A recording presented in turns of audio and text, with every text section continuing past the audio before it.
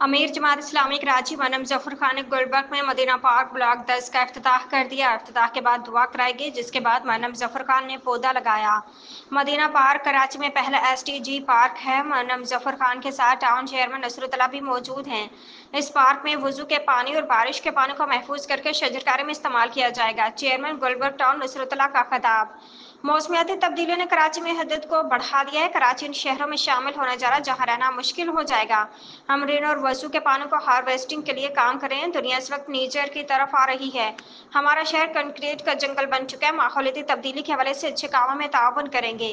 अमीर जमात इस्लामी कराची मौलाना जफर खान का खिताब। कराची के पहले सस्टेनेबल डेवलपमेंट गोल पे काम करते गुलबर्ग टाउन ने पहला पार्क बनाया है।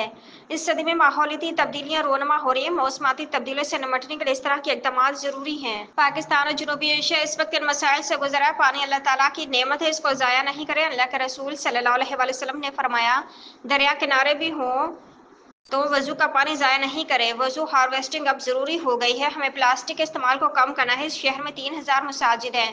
इनके वजू का पानी वजू हार्वेस्टिंग में इस्तेमाल करके काबिल इस्तेमाल बनाया जाएगा। यूनिवर्सिटी में रिसर्च हुई है, उसमें ये बात सामने आई है, कराची उन शहरों में शामिल होने जा रहा है जहाँ आइंदा आने वाले सालों में रहना मुश्किल हो जाएगा। और कराची इस वक्त जो है कंक्रीट का जंगल बनता जा रहा है। तो मैं समझता हूँ कि इस वक्त इस सारे कामों की जो है प्लांटेशन ड्राइव हैं, वाटर हार्वेस्टिंग सिस्टम है, रेन हार्वेस्टिंग सिस्टम है, और इसको अल्हम्दुलिल्लाह गुलबर्ग टाउन वो 25 टाउन में से वाहिद टाउन है जिसने इनिशिएट लिया है इसके ऊपर।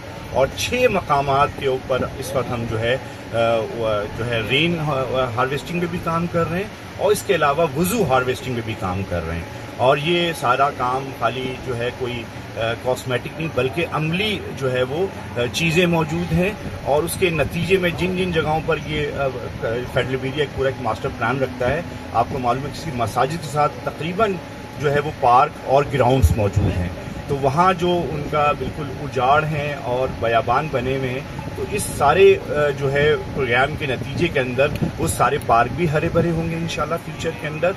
और ये जो वाटर हार्वेस्टिंग है, वुज़ू का हो या रेन हार्वेस्टिंग हो, जब इसको हमने और प्लान जो किया इंजेक्शन वेल के जरिए किया है, और तकरीबन इसके बारे में जो टेक्निकल साइड पे बात होती है, 1 किलोमीटर रेडियस के ऊपर आपका जो वाटर टेबल है वो इंक्रीज करेगा। इस वक्त माहौल की बेहतरी के लिए इंशाअल्लाह ताला मिलकर जद्दोजहद करेंगे सब लोग। इसके नतीजे में हमारा शहर तरक्की करेगा, हमारे शहर का माहौल बेहतर होगा, यहाँ शजरकारी होगी। आप देखें इसके नतीजे के अंदर शहर के लोग रिलीफ महसूस करेंगे। बहुत बहुत शुक्रिया। रेन हार्वेस्टिंग, वुज़ू हार्वेस्टिंग, इसी तरह अर्बन फॉरेस्ट और इसी तरह पॉन्ड बनाया गया है। तो ये सारी चीज़ें अल्हम्दुलिल्लाह एक ही जगह जमा कर दी गई हैं। अर्बन फॉरेस्टिंग पर भी काम जारी है और ये यूनिक आइडिया गुलबर्ग टाउन का है, जो कम से कम कराची का ये पहला आइडिया है कि जो गुलबर्ग टाउन ने किया है। मैं पूरी टीम को मुबारकबाद पेश करता हूँ। तारीख ये बताती है कि पूरे के पूरे कबाइल अफराद इज्तिमाई तौर पर एक जगह से दूसरी जगह माइग्रेट करते रहे, और पानी पर आने वाले दिनों में पानी पर ही हम देख रहे हैं कि जंगें भी होंगी तो पानी पर जंगें होंगी। खुद आपने देखा कि इंडस वाटर ट्रीटी, अभी भारत ने उस इंडस वाटर ट्रीटी से पीछे हटा है, उसने उस मुआहदे से पीछे हटा है, जिसके नतीजे में पाकिस्तान और भारत के दरमियान पहले कशीदगी और उसके बाद वो